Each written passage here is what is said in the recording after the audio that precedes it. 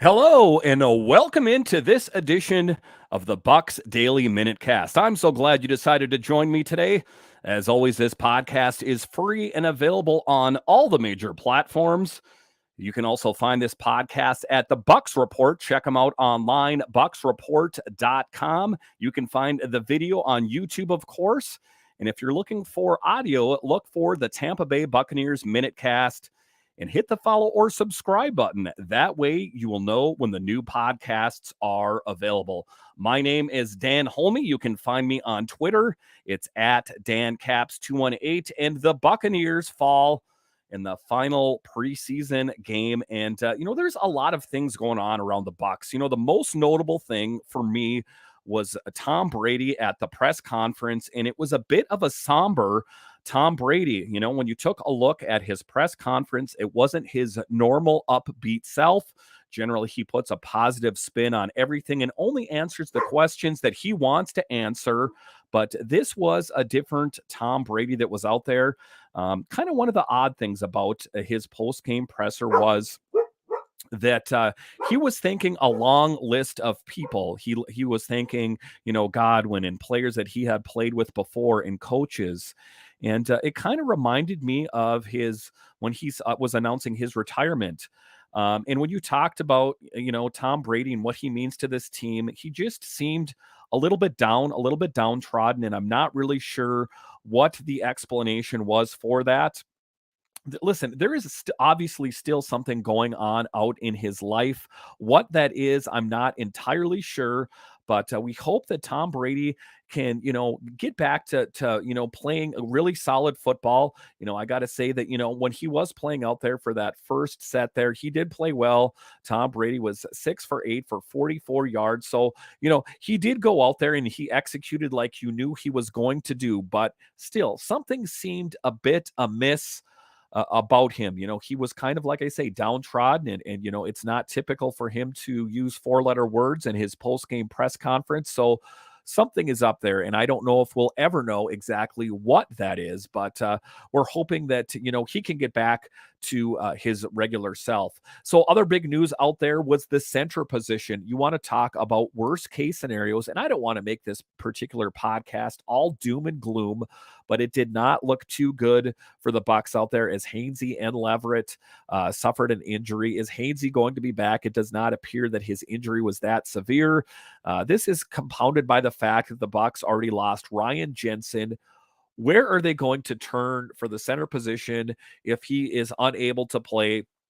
It was kind of a battle for Leverett and Hainsey out there as who was going to get the center position. So that battle is only going to intensify. And, if you take a look at it, I think at this point, they're going to hope that one of those guys is going to be healthy and good to go. But kind of a worst case scenario out there. When we looked at this team at the beginning of the season, we're like, well, they're stacked. There's nothing else that they need to address. They have depth and then some.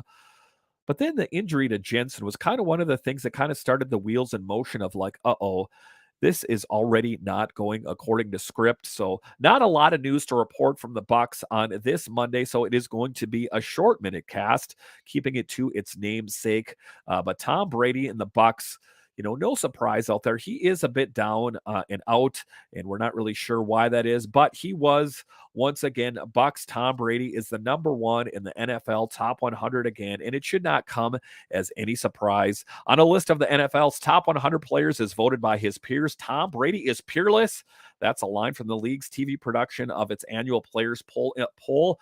And boy, does it ring true today. At 45, Brady was voted the number one player for the fourth time since 2011. Brady led the league last season in passing yards with 5,316, 43 touchdowns, and pass attempts 719, while leading the Bucs back to the playoffs. This story in the Tampa Bay Times. A former sixth-round pick out of Michigan in 2000, Brady has compiled a career resume that is second to none.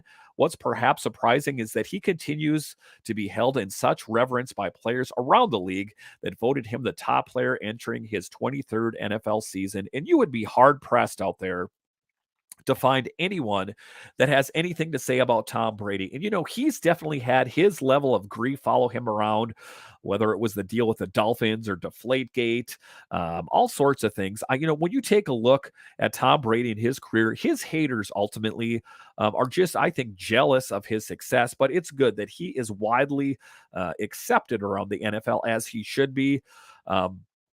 And Brady is the NFL's all-time passing and wins leader, which, after all, are the two most important parts of his job description. He's been selected to 15 Pro Bowls and has an overall record of 243 and 73. Perhaps more importantly, he's won 7 Super Bowls. So let's put to rest anything about him being the GOAT and the greatest of all times. Of course he is. I don't think that, if you talk about it, you're like Namath or Montana or Elway.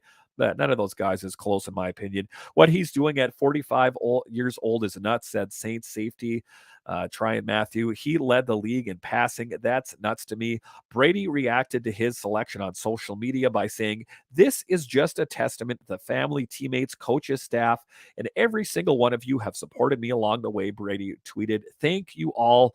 Let's go get another one." What's remarkable is that Brady's physical skills have not eroded, and that's something to be said at 45. I'm 45 years old as well.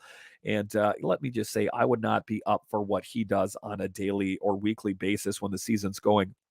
His arm is still so strong as it was 4 years ago when he was playing for the Patriots. Since arriving in Tampa Bay, Brady has enjoyed a second act to his unparalleled career. He's also shared most of his personal life and become more relatable to fans. And, one of the things about Brady is he always puts a positive spin on anything. You never really see him down and out. So, like I talked about, that press conference that he had over the weekend, it was just uncharacteristic for Brady. We got to hope that this team can get it together as we prepare the Tampa Bay Buccaneers, prepare for the Dallas Cowboys in a couple weeks here, because there are some injuries that are concerned. The Bucs still have a lot of cuts to be made. And, is Brady going to, in fact, be ready for the start of the season? All right. Once again, thank you for joining me on this edition of the Bucs Daily MinuteCast. Like I said, not a lot to report on the Bucs today, but I will have news for you throughout the week. So once again, thank you for joining me on this edition of the Bucs Daily MinuteCast, and I'll talk to you next time.